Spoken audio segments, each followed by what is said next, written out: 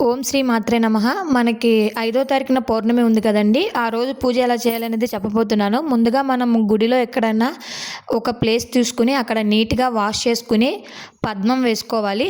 దాని వీడియోలో చూపిస్తున్నట్టుగా పసుపు కుంకాలు వేసుకుని దాని తర్వాత 2 తమలపాకులు తీసుకుని దానికి గంధము బొట్టు అనేది పెట్టుకోవాలి. దాని తర్వాత మనం కొద్దిగా వాటర్తో పసుపు గణపతిని అండ్ అలాగే గౌరీదేవిని చేసుకుని ఆ రెండింటిని కూడా తమలపాకు మీద పెట్టి వాటికి బొట్లు అనేవి పెట్టుకోవాలి.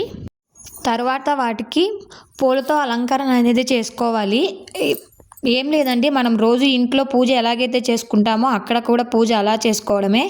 మీకు మంత్రాలు ఏమన్నా వస్తే అవి జపిస్తూ ఆ పూజ అనేది చేసుకోండి.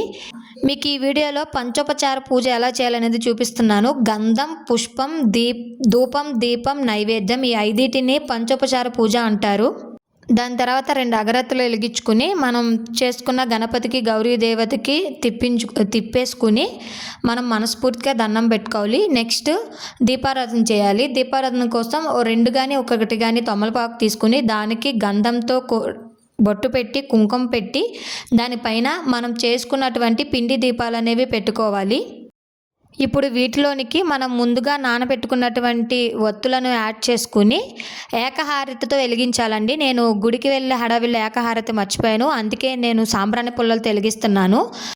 సాంబ్రాణి పుల్లలతో వెలిగించిన తర్వాత దీపానికి మళ్ళీ కుంకుమ బొట్టు సమర్పించి పుష్పాన్ని కానీ అక్షింతలు కానీ సమర్పించాలి.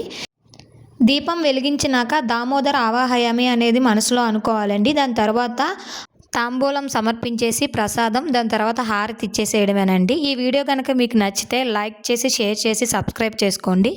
అండ్ మీరు చేసే కామెంట్ అనేది నాకు ఎంతో ఎంకరేజింగ్గా ఉంటుందండి. Thank you for watching. నేను ఆ రోజు దీపదానం కూడా చేశానండి. ఆ చివరిలో ప్లేట్లో కనిపిస్తున్నదే అదేనండి. Thank you for watching.